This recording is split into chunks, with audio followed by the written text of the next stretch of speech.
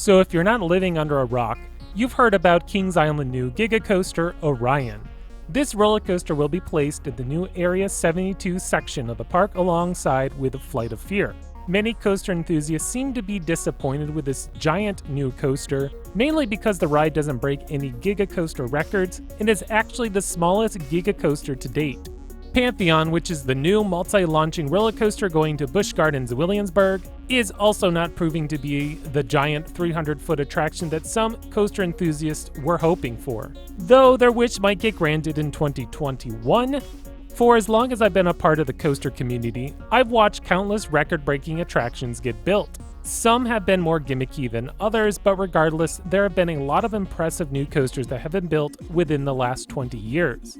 To name a few, we have Millennium Force, the first continuous circuit roller coaster to break the 300-foot height, and the one to start the Giga coaster obsession. Top Thrill Dragster debuted as the tallest and fastest roller coaster on the planet, standing 420 feet while reaching a max speed of 120 miles an hour. Steel Curtain, which just opened this year, was the first roller coaster in the US to feature diamond versions, and it also has the tallest inversion in the world at 197 feet. Back to Orion. Let's look at the practical, most likely reason why Kings Island isn't building a coaster that's taller, faster, or longer than Fury 325. And that would be the price tag. Orion is currently estimated to be a $30 million project, which is a hefty investment. In fact, this is the same price tag that Fury 325 cost, and that was only 5 years ago. So in other words, if Kings Island were to build a roller coaster that would be identical to Fury, it would probably cost at least another $10 million, and then they would have to go on another $5 to $10 million on top of that if they want to break all of Fury's records. The price of steel has increased significantly over the past 5 years, and I'm not going to get into politics of steel prices, but I'm sure that plays an important part in any upcoming coaster projects and their price tags. Just recently, I saw ElToroRyan created a side-by-side comparison of Fury 325 and Orion. In the end, Fury 325 was only 13 seconds longer. So would it really be worth it for Kings Island to build a Giga coaster that's just a few seconds longer by adding in like another $15 million to the budget? My guess is the price tag wouldn't justify the return.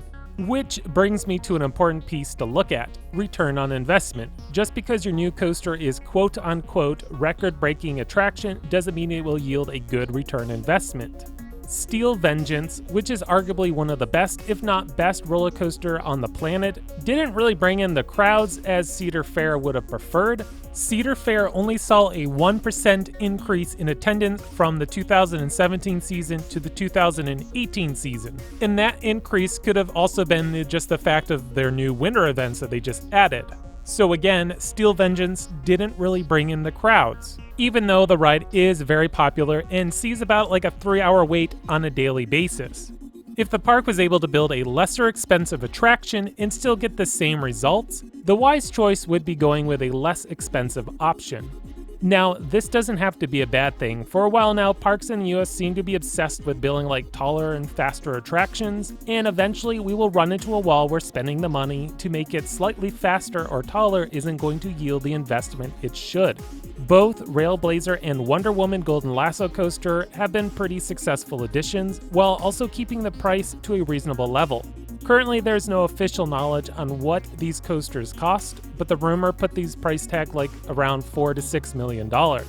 Talk about a good investment. They may not be huge roller coasters and they have a smaller ride capacity, but the point that I'm making here is that you don't have to spend a huge load of cash to get yourself a great coaster. So you might be wondering, how could it be the end of record-breaking roller coasters if there are a few roller coasters that are coming out next year that actually break some records? Well, yes, that is true, but I consider these records that are getting broke to be gimmicky.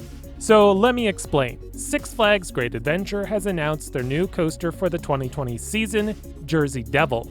It will be the tallest, fastest, and longest single rail coaster on the planet. Regardless of how you think Jersey Devil will be, the records that it is breaking are gimmicky.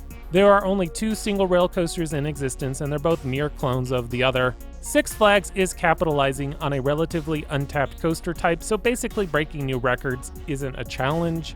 Again, this doesn't mean Jersey Devil is going to be a bad ride. In fact, far from it.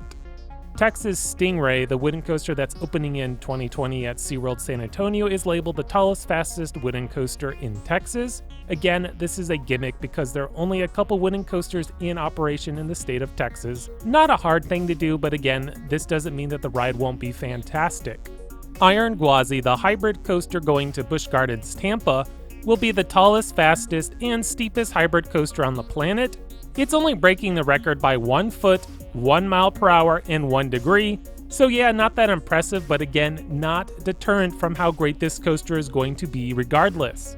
In fact, the only reason this ride is breaking these records is so they can claim it's the tallest, fastest, steepest, which we know you don't need those records to be the best. I mean, just look at Maverick. Orion is playing into the same gimmick as labeling it the tallest, fastest, and longest steel coaster in the park. Like, wow, that's an accomplishment. I know marketing teams just love to use those phrases as a way to entice the audience. It's just an unfortunate way that many of these phrases ring hollow. It's like that ever-popular quote restaurant chains like to say made fresh, like truly what does that even mean? It's super vague. The more we start to distance ourselves from building the tallest, fastest, longest, most inversions, most airtime, tallest drop, steepest drop, etc., and just focus on building great rides, the people will come.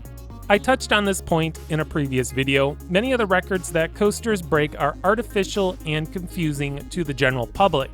When Valravn opened in 2016 as the tallest, fastest, longest dive coaster, many non-enthusiasts just assumed it was just the tallest coaster in the world, which is silly to think because Top Thrill Dragster stands a couple football field lengths away, but most people don't get the minute detail that it's a dive coaster, because as far as the GP is concerned, there's not much difference between Valravn to Gatekeeper. If we take a look at coasters in the UK, we will see how they are making very creative roller coasters that use the terrain to their advantage. Many of these new coasters being built in Europe aren't the tallest and fastest in the world, with exceptions like Zadra, but many of them are unique coasters that push creativity over sheer size. Helix, Nemesis, Taron, Lost Gravity, Wicker Man, Wildfire, Icon, Black Mamba, Lech Coaster, Expedition G-Force are just a few coasters to name that might not be the tallest and fastest in their category, but are highly ranked amongst coaster nerds. During this summer, Hagrid's Magical Creatures Motorbike Adventure opened at Universal Studios Islands of Adventure with raving success. The ride did break a couple records, the most notable is that it has more launches than any other roller coaster in the world, with 7. Obviously, the records aren't what brought the people to Islands of Adventure this year, it was the new Harry Potter attraction. Universal did a fantastic job with this coaster, and the last that I've heard, it's still packing at one of the longest lines in Orlando. Is it possible that we could see story-based attractions on the rise instead of record-breaking coasters? I know many coasters in the UK have interesting stories tied in with their rides, making for some unique marketing ploys, sometimes even downright creepy. But what I'm getting at is, maybe it's time for the theme parks and amusement parks in the US to stop focusing on building the next huge record-breaking attraction, and focus on giving us quality attractions that don't have to break the bank either. So what should the marketing teams focus on if they're not going to pitch us the next biggest coaster? Well, let's take a look at Steel Curtain for this answer. Yes, this coaster was advertised as the tallest roller coaster in Pennsylvania, the ride with the most inversions in North America, and finally the tallest inversion in the world. But what really stuck with a coaster enthusiast was how weird and unique this ride looked. Honestly, I could care less if it had the tallest inversion or the most inversions. I was simply looking for a great roller coaster. The general public, or since Kennywood is more of a regional park, the people in Pittsburgh were drawn to this attraction because of the Pittsburgh Steelers theming. So in reality, Steel Curtain's 3 record-breaking stats weren't the biggest draw for this coaster. We don't know the actual results yet if Steel Curtain was a success with attendance, but I do know that the ride saw very long lines. Some were because it was only running 1 train, but even when the coaster was operating with 2 trains, it always had a long line. So if I were to guess, Steel Curtain was a success. Regional parks could start looking at their local sports teams for new inspiration on future attractions. Honestly, expect to see this to become a trend. Beyond sports theming, amusement parks should start focusing on the theming for the ride. I think the day of simple carnival-style attractions will be coming to an end. So in other words, a roller coaster's impressive stats aren't going to pull in the crowds like they used to.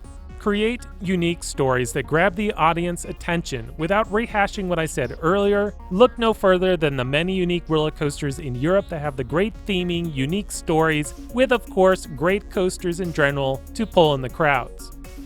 Alright, well that's it for today's video. What do you think? Should parks stop focusing on record-breaking coasters and just build us exciting quality attractions? Or can we still bake a cake and eat it too? Let me know in the comments below. As always, please subscribe so you don't miss out on more great content coming your way by X Scream Thrills.